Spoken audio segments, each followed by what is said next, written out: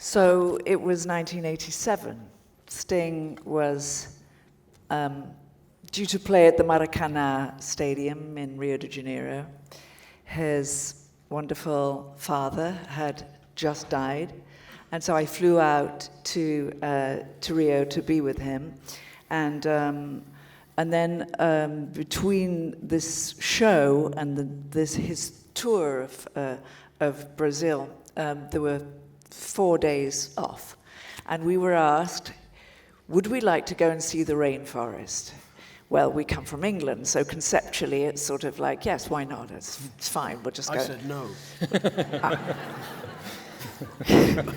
Well, I'm a little more curious than you. So we said yes, thinking a day or two away would be fine. Anyway, little did I understand that that journey would actually transform and change our lives forever.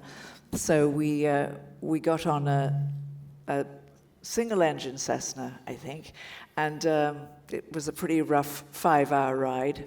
And when we landed, actually we weren't given permission to land at the start.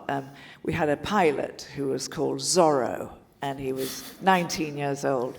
And he said, we don't know if we can land. And we said, 5 hours in the air, we better land.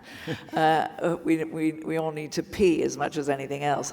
But so we were able to land. There was no visible landing strip. There was certainly fields. And may I mention, as we were flying over, that the journey for us had begun with seeing this contrast, really, between this emerald canopy, cathedral-like vista of the extraordinary rainforest, and then sometimes for an hour at a time, charred wasteland. So this contrast continues to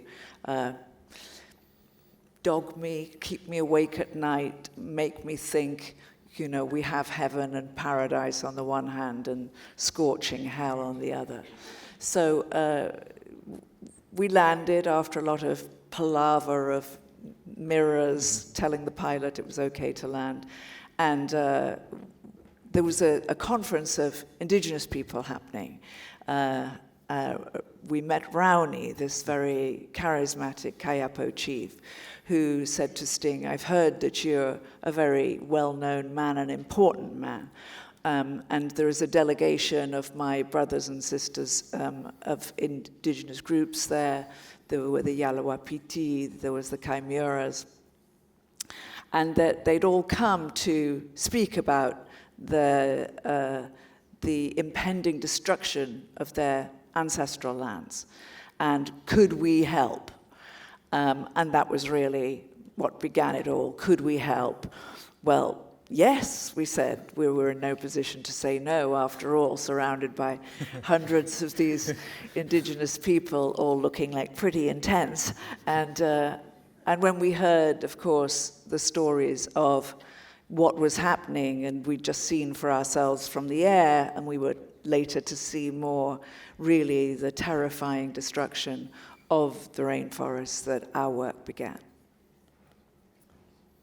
Yeah, I mean, Brownie's message to us, the first thing he said to us was a very clear, cogent message. He says, what's happening to my village, to my people, to the air we breathe, these fires, one day will happen to you and your people. That was 30 years ago. And now in the suburbs of Los Angeles, in the suburbs of Sydney, Australia, exactly his prophecy is happening. And so it was a very clear message. It's the one that we brought around the world. Every country we'd go to, he'd say the same thing. One day, this will be your problem. I remember landing with him in Oslo in the middle of summer, and we got off the plane, and Rowley had a very nice Rolex watch that someone had given him. And he looked at the sun and the sky and pointed to his watch and said, this is wrong. What's happening? I said, Rowney, in this land, for 6 months of the year, it's dark. And for 6 months of the year, it's like this, it's light. He thought about this. He said, My grandfather used to live here. Now, I thought about this. The tribes of the Amazon have no written history.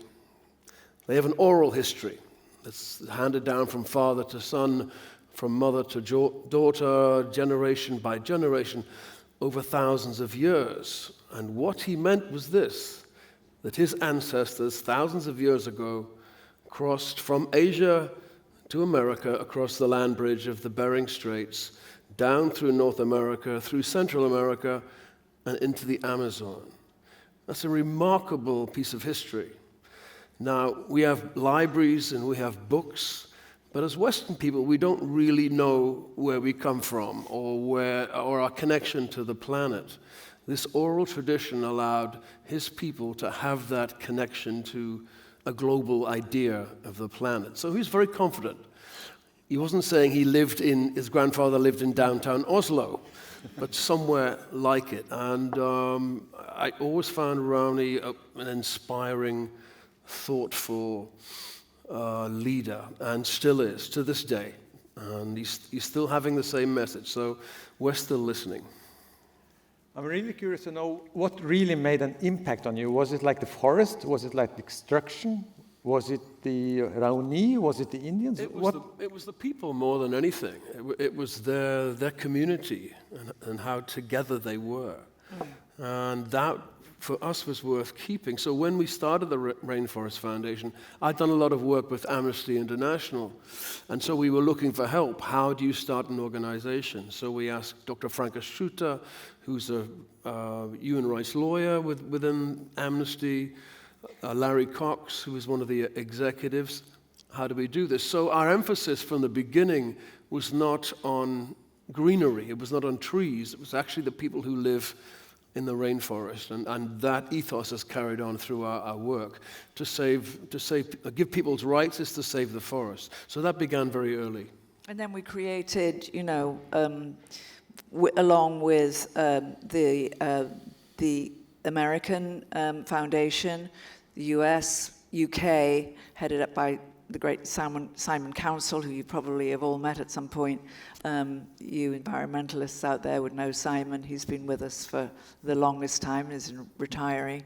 This great man to whom we owe a huge debt, and thank you for the amazing work that you do for Norway and on behalf of all the indigenous countries that you work for.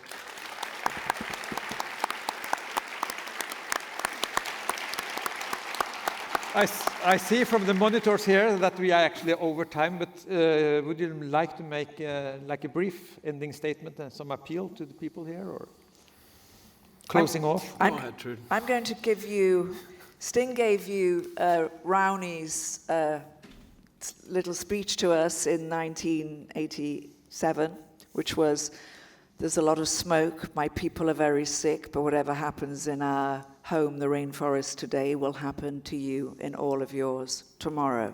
1 month ago, he gave a first-person piece to the Guardian newspaper in England and said, "You destroy our lands, poison the planet, and sow death because you are lost.